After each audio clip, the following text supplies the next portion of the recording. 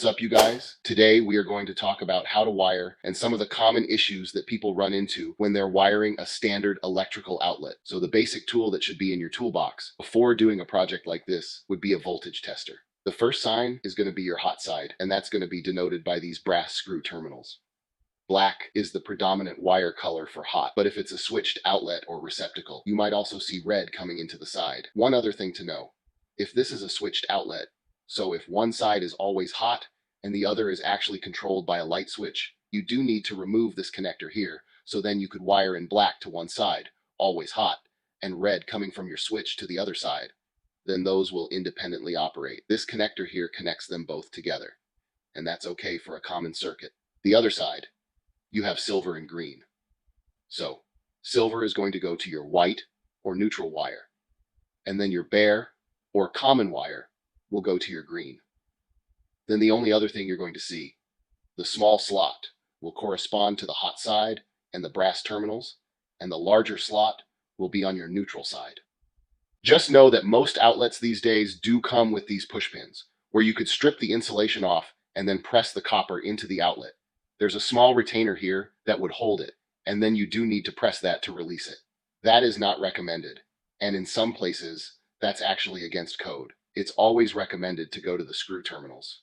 Once it's shown to you, which many people don't know, there actually is a strip gauge built into pretty much any outlet that you'll see. So what you need to do is just line up your wire insulation, kind of mark that with your fingernail or a marker, and that's how much you need to strip off. Another common tool is wire strippers. So this is where you match up to, in this case, 14 gauge wire. And then that's how I'm getting the correct amount of wire to strip. Two different ways on how to get a nice loop here. That's the appropriate size for the screw terminal. If you do have the wire strippers, you can pass the copper just through this hole here and then wrap that around the outside. And that's going to give you a nice loop. You can just tighten that up a little bit and then you're ready to go. All right, now with our wire and the loop, we'll go ahead and place that around the screw terminal. Then I'm going to set it against, there's this little retainer here that really holds that insulation well.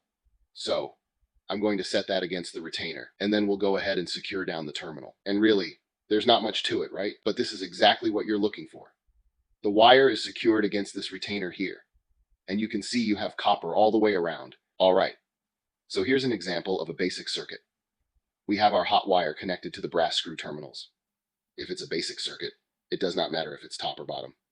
Then we have our neutral connected up to the silver, and then ground. And really, that's all you're looking for. There's no wire that's pushed up. We have a nice connection all the way around. We have no insulation interfering with the screw terminal. The wires are set against the retainer, and they're stripped all to the appropriate length.